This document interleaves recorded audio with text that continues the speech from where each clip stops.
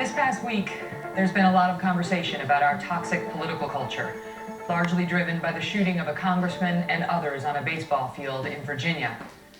Tom Brokaw joins us to share some of his thoughts about hate speech and the internet in these challenging times. Tom? Thank you, Megan.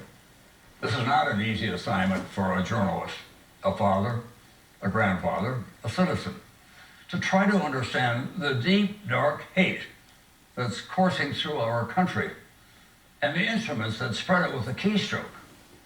When the internet first arrived, like everyone else, I was bedazzled by its possibilities for good, and those qualities have only become so much more effective and pervasive. But I was also quickly aware of the underside, the seizure on the net by hate groups of all kinds, spreading their cancer of wholesale racism and violence. I did 2 documentaries at the turn of the century called The Web of Hate, hoping to slow that trend. But the reach and the poisonous claims of Alex Jones and others like him, and even establishment public figures, would not be slowed.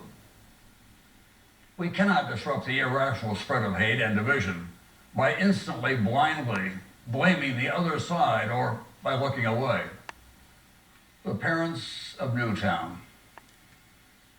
It's not enough to say, I cannot imagine, because unless we're the parents, we can never, ever share the unremitting pain, the lifelong loss and anger, nor should they have to hear the cruel claim that it was a lie. No parent or grandparent in America today can escape the fear that it could happen again. We cannot allow the agents of hate to go unchallenged and become the imprint of our time. We'll always have our differences, of course, but in our finest moments, we're a republic that thrives when it recognizes common threats and takes them on. That time is now again. This is a time of common threats, requiring uncommon courage. It is a time to step up.